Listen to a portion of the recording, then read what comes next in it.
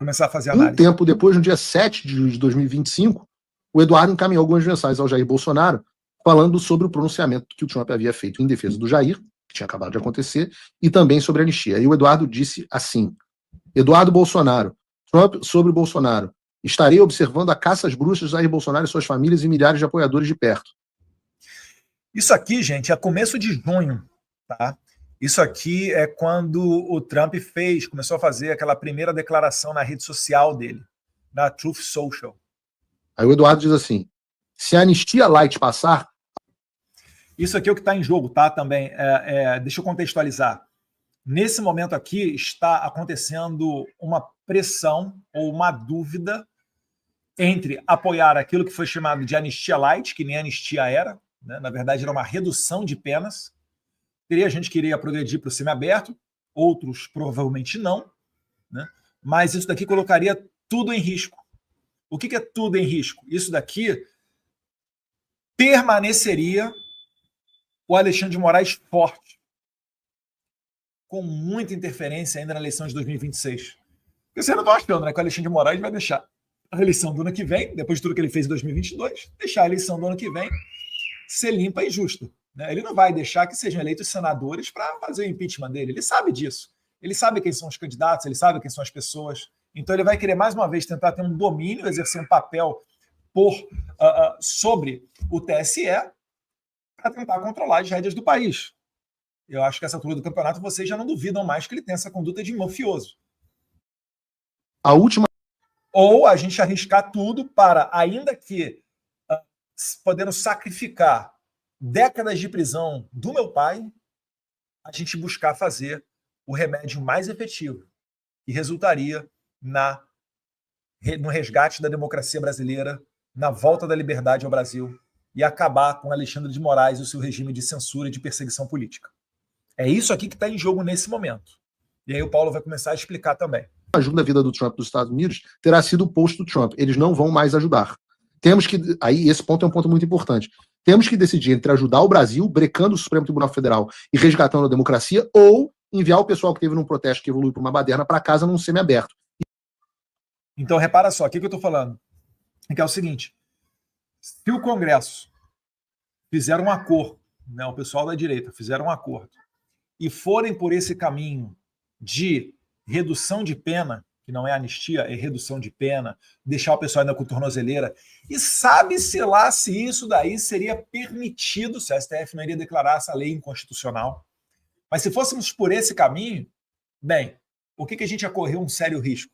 É o americano olhar isso aqui, a autoridade americana olhar e falar, Eduardo, olha, o Congresso do Brasil se acertou com a Suprema Corte, foram por esse caminho, fizeram um acordo, não sou eu que estou aqui de fora que vou, né, colocar energia em cima disso.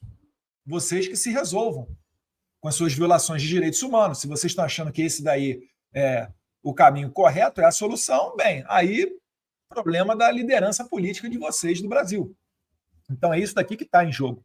E aí eu falo que se fôssemos por esse caminho, os Estados Unidos não iria mais, né, dar nenhum respaldo na restauração das liberdades, na defesa dos direitos humanos e etc. no Brasil. Talvez pudesse seguir na linha de defesa das empresas americanas. Isso eu acho que sim.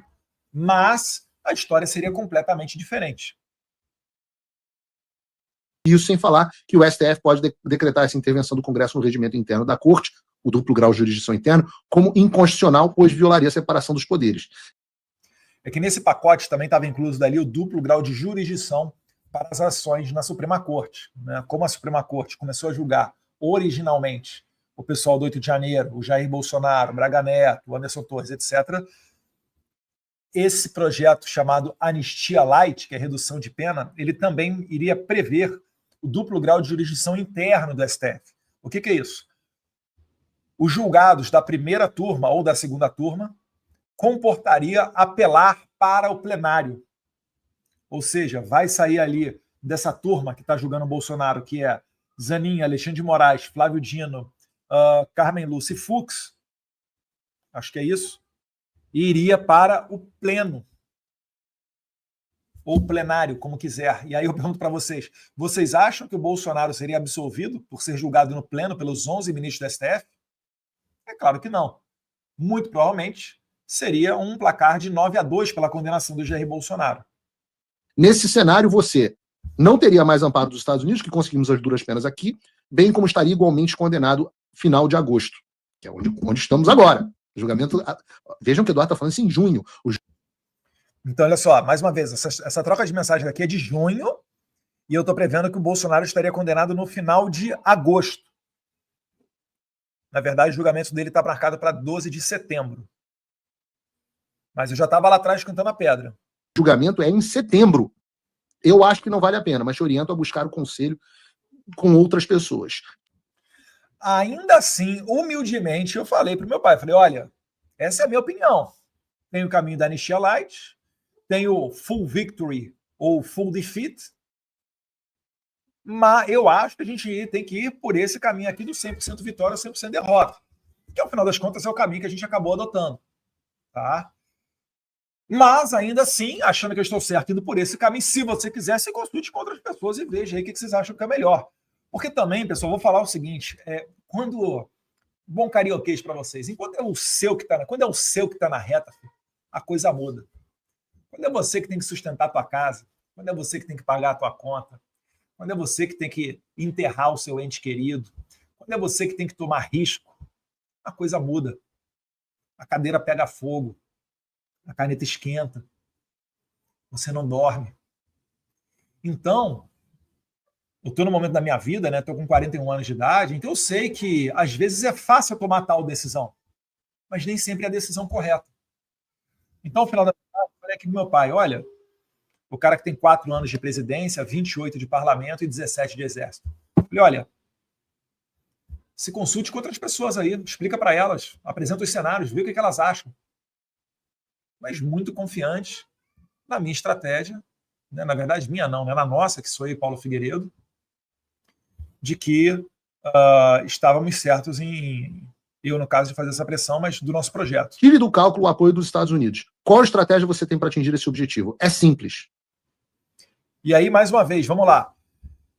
Faz uma reflexão aqui comigo, pessoal. Se fôssemos pelo caminho da tal anistia light e os Estados Unidos deixassem de ter a sua atenção voltada para o Brasil, tira o Trump da jogada, tira a lei Magnitsky, tira a retirada dos 8 vistos da Suprema Corte, agora do Pacheco, do Lewandowski, etc., Padilha.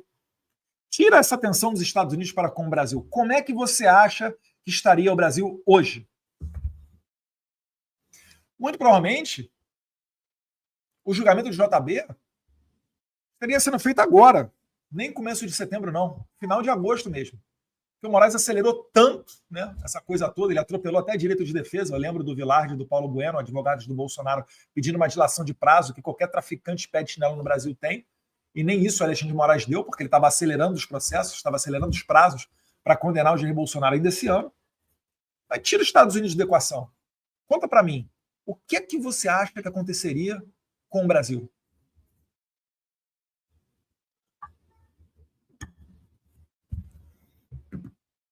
Vamos continuar aqui com o Paulo Figueiredo. O que está acontecendo aqui? Ninguém entendeu isso. O próprio Estadão publicou uma matéria. A matéria do Estadão que ele está se referindo é essa daí. Criminosa sobre esse assunto. O que o Estadão publicou foi que esse diálogo mostra que o Eduardo não estava buscando anistia para todos e sim para o seu pai. Vamos usar os fatos, a hora de trazer ao público a explicação sobre o que vinha acontecendo. Neste momento, o Congresso ainda não tinha ido para o recesso e todas as semanas vinha a promessa de isso que ele está chamando de anistia light, de botar para ser votada a gente chamava internamente de anistia de pau mole. No governo americano era só soft amnesty. Desculpa as crianças na sala, mas é que o Paulo Figueiredo, ele igual a mim, ele é carioca também. E lá no Rio, né, não vou repetir aqui o palavrão, mas é vírgula. Anistia soft. A gente chamava de soft também é ao mesmo tempo mole. Então a gente chamava de anistia de pau mole. O que era isso? Era uma provação que seria feita para progressão de regime de alguns presos no 8 de janeiro. Progressão de regime. E, ao mesmo tempo, a outra coisa que seria aprovada seria o duplo grau de jurisdição. O que seria isso? O presidente Bolsonaro poder apelar a uma instância superior. A poder apelar com a instância superior é a turma do STF. Aqui ele tem um lapsozinho, na verdade, o apelar seria apelar para o plenário. Mas, se extrair do contexto, consegue entender tudo certinho. Ele perderia naquele momento de 9-2. Ele concorda comigo também, perderia de 9-2 no plenário dos 11 ministros do STF, 9 provavelmente estariam pela condenação dele e 2, então a gente está falando de começo de junho, tá, pessoal? De lá para cá, muita água rolou embaixo dessa ponte aí, graças a Deus.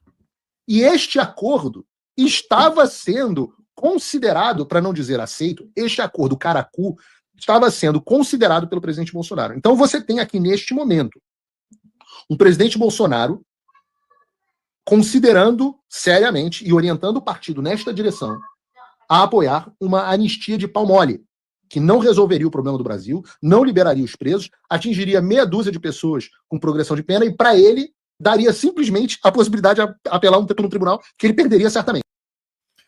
Na verdade, então, ele perderia certamente, mas ganharia, pelo menos ali, né? 2, 3 meses a mais, né, de liberdade enquanto estivesse esperando por esse julgamento. Do outro, você tem o filho falando assim: se você fizer isso, os Estados Unidos vão parar de te apoiar, porque não é, isso para eles é a coisa mais imbecil do mundo. E você vai perder qualquer chance. Não! Nós precisamos de uma anistia ampla, geral e restrita. E isso vai resolver o problema do Brasil.